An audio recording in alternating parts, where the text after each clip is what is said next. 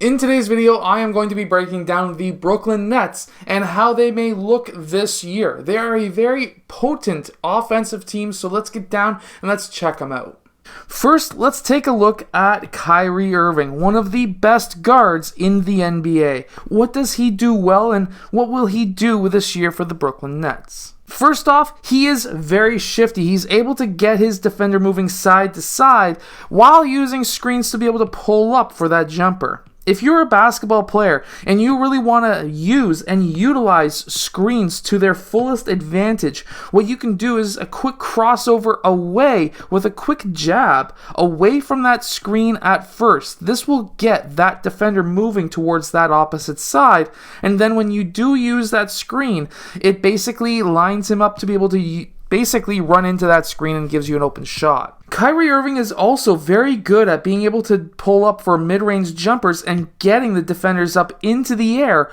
so that he can get that open shot. Here he's able to attack that top foot that is planted on the ground. Check out that heel. He attacks that foot, and then he's able to get past his main defender. He gets a help side defender who pops out, and what's he do? He lands on both feet at the both exact same time, goes up for that shot fake, which gets that defender, that help side defender, to go up into trying to block that shot, and then when that defender is coming back down, that's when Kyrie Irving goes up for his jump shot. Kyrie Irving is also very good at being able to finish at the rim. How does he do this? Well, when he's attacking the basket and he sees that there's a defender who's going to be trying to contest that dunk or that layup, obviously he can't dunk all the time, but watch, opposite leg to give him momentum into that defender, and then he's able to absorb that contact.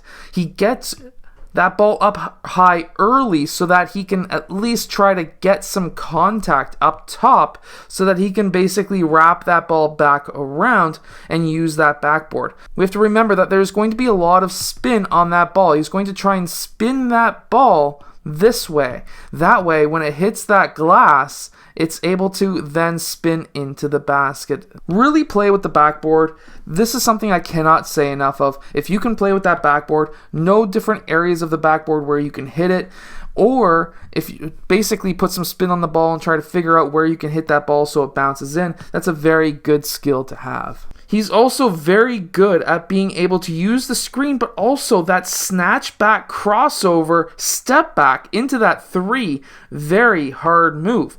Now, what he does here is he goes through the legs for that snatch back. Then he jumps off of that right foot, goes left-right, so that he's able to hit that three-point shot, and then he goes up, gets his shoulder and elbow in line with the rim, and then he takes that shot. Now, a little bit of a secret is the reason why going left is so good, especially coming off of a step back for a right-handed player, is after going towards that left side, you have your right side of your body in line for that shot. Now, James Harden is just another beast all on his own. He's able to pull up for shots anywhere on the court. But just like I was mentioning in the last clip, this is the complete opposite, where James Harden, because he's left-handed, if he can go towards that right side, if he jumps off, or he does that step back off of that left foot going towards the right side, that allows his left side of his body to get in line with the rim so that he can hit more of those shots and a lot quicker as well.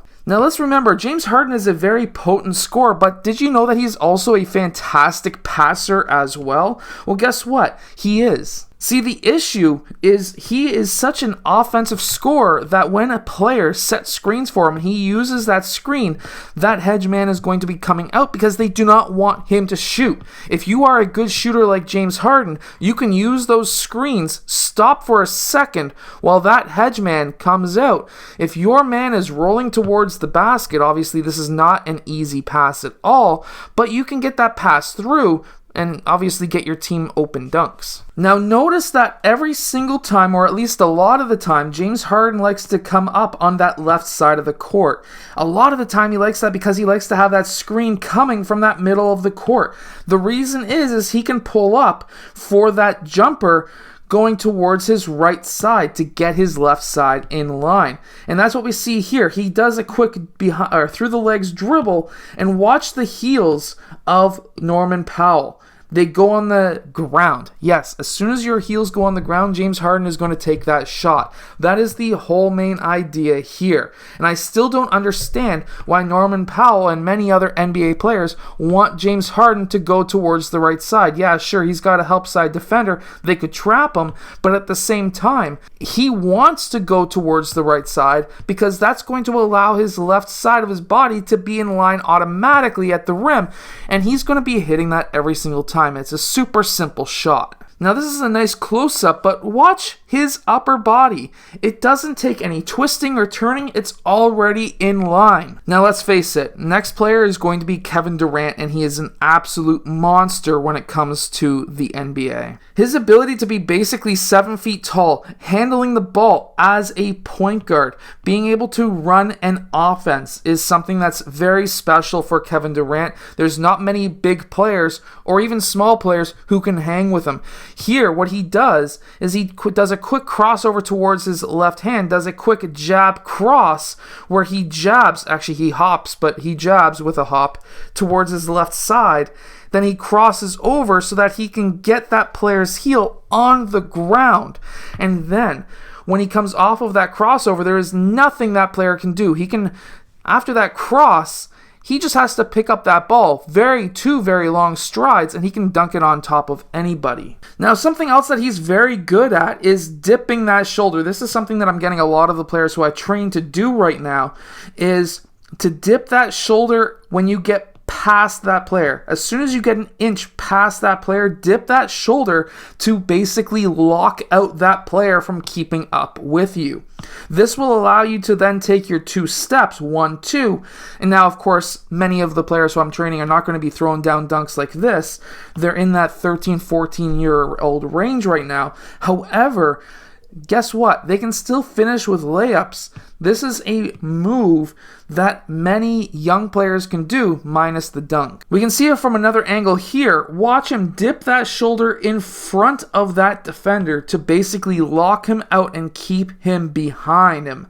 Then he's able to finish. And if you're coming down quick on offense and you've got a defender who is not balanced, as we can see here, he is way off balance, facing essentially Kevin Durant, leaning towards Kevin Durant.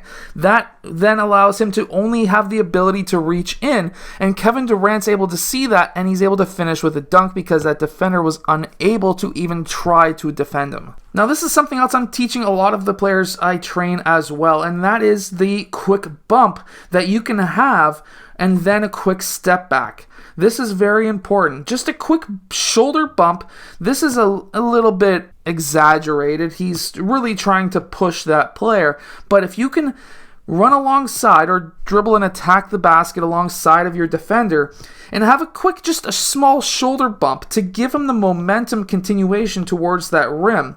And then you can do a quick snatch back. Now, this was a little bit forceful. That could have been an offensive foul because we have to see here that he did go over top past his feet. Now, if he didn't go past his feet, this would easily not be a foul. But just that small little bump that you can do to get an extra inch or 2 can basically provide you with a basket. This is a closer up angle, and what you can do is to have your foot go right here. That would be in line with your shoulder, and that wouldn't be looking as much of a hit as it does look in this clip. But with the ability to do that, getting that player's momentum to continue in that direction so that you can do that step back is a very important move to use. And then this next move is also very important and basically overlooked by many young players as well. Not that floater, that was really nice, but watch the off arm. Watch the off arm. He swipes through when that player tries to reach in. If you can swipe through, remember this is your ground. This is your ground. You can swipe through. You can take that wrist off of that player. And guess what? You can finish with that shot still. Because we have to remember that he is reaching in on your ground. You're allowed to swipe your arm through because that's a regular running motion.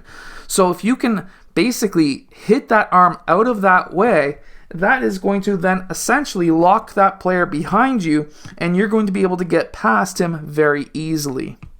Now, the Brooklyn Nets have a lot of good three-point shooters. They have a really good set of rookies and young players as well, and they have Steve Nash as a coach. They are a very highly potent and efficient offensive team. The only issue I see that they may have is if another team is just as offensively inclined, for example, Chicago and LA, then guess what? They're going to have some troubles unless they play some defense. They're not a very strong defensive team, but if there's other teams that are going to be playing against them who are not as offensively inclined, well then guess what? They're going to be steamrolling those teams. I hope that you've enjoyed today's video. If you have, hit that like button and subscribe, and I'll see you guys again next time.